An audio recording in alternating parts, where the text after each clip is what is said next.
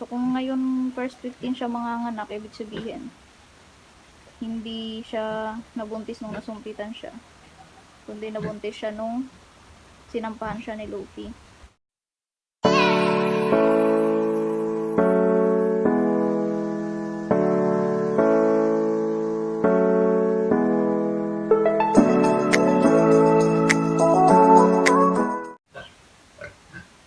Good day mga ka-backyard. Nandito ako ngayon sa ating native pig house. Ayan. So, minomonitor ko na sila mga ka-backyard kasi malapit na yung due date nila ng panganganak. So, ito nga, March 1st week siya. Yung due date niya. At ito naman yung last week ng March. Kaya lang, napansin ko mga ka-backyard ay namamagana yung ari niya. So, ang ibig sabihin lang ng mga ka-backyard is sabay sila nung isa na sampahan ni Luffy. Pero kasi ito, nung nasampahan yung isa ni Luffy, nasampahan dito. Pero nagland dito mga ka-backyard after 21 days. Kaya, pinasumpit ko. So, kung ngayon first 15 siya manganganak, ibig sabihin, hindi siya nabuntis nung nasumpitan siya, kundi nabuntis siya nung sinampahan siya ni Luffy. Pero ang pinagtataka ko kasi mga ka-backyard, bakit naglandi siya nun after 21 days.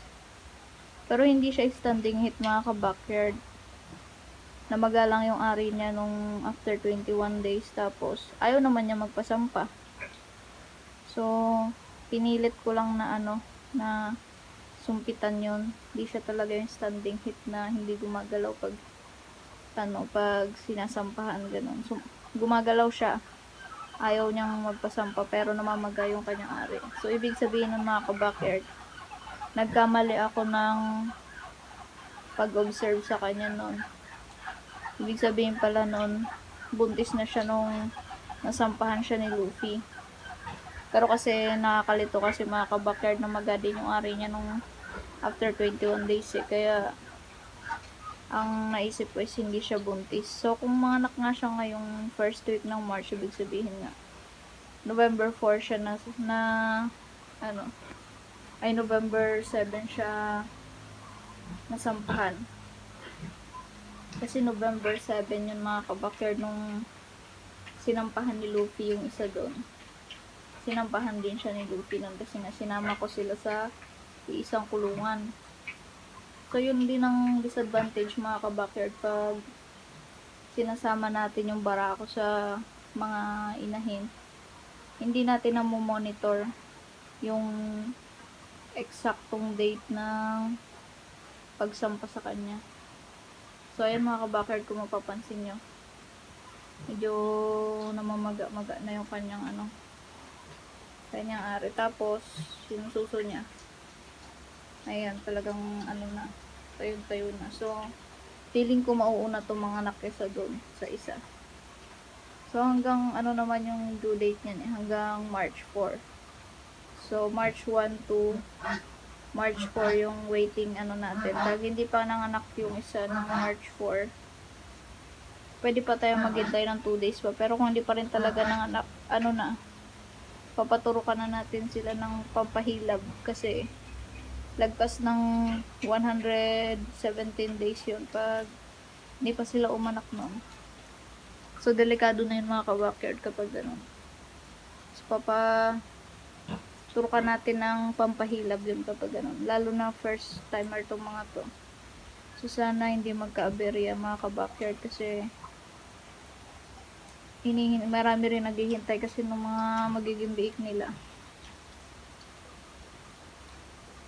So sana maging okay yung kanilang pag-anak. So ito nga ngayon mga ka-backyard, lagi ko siyang minomonitor at saka yung pagpapakain ko sa kanila. Bidawasan ko na para in case na nabigla silang umanak, eh hindi ko sila napakain ng marami. Kaya control lang tayo sa pagkain nila ngayon.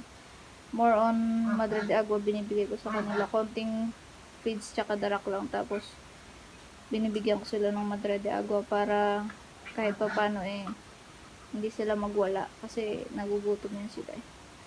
So ayun mga kabakero. Ngayon ko lang kasi napansin. Ayan, namamagaan na rin yung kanyang suso. Tapos, yung isa, tingnan nyo yung isa mga kabackyard. Hindi pa masyadong maga yung kanyang ari.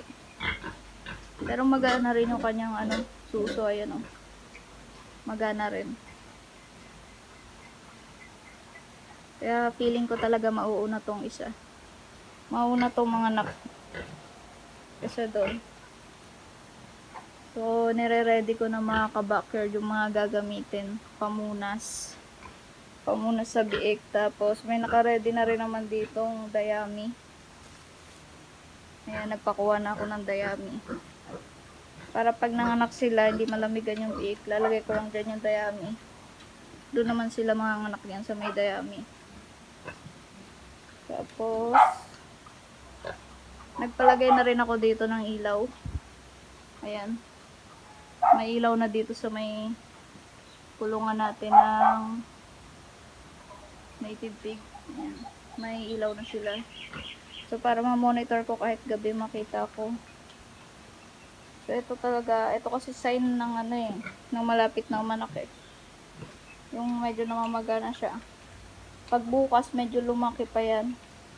Pag may lumabas na dugo dyan, ibig sabihin lang nun malapit na talaga. Or pwedeng oras na lang ang hinihintay natin. Manganganak na siya.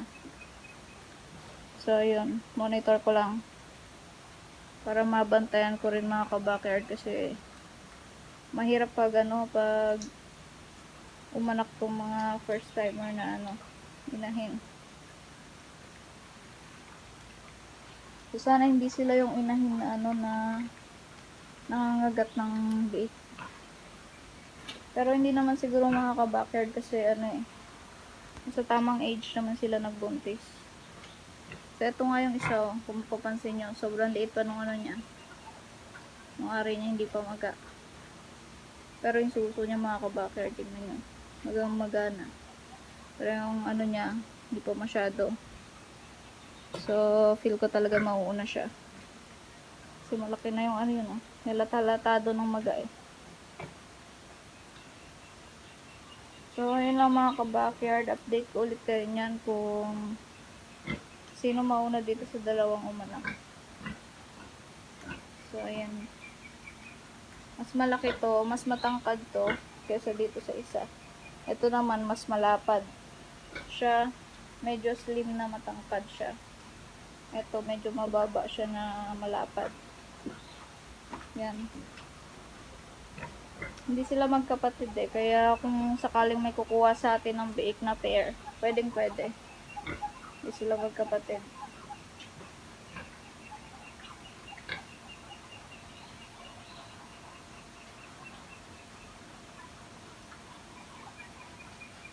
So, ayan lang mga kabackyard. At thank you sa panonood. And update ko na lang kayo sa next natin na kung sino maunang mga anak dito sa dalawa.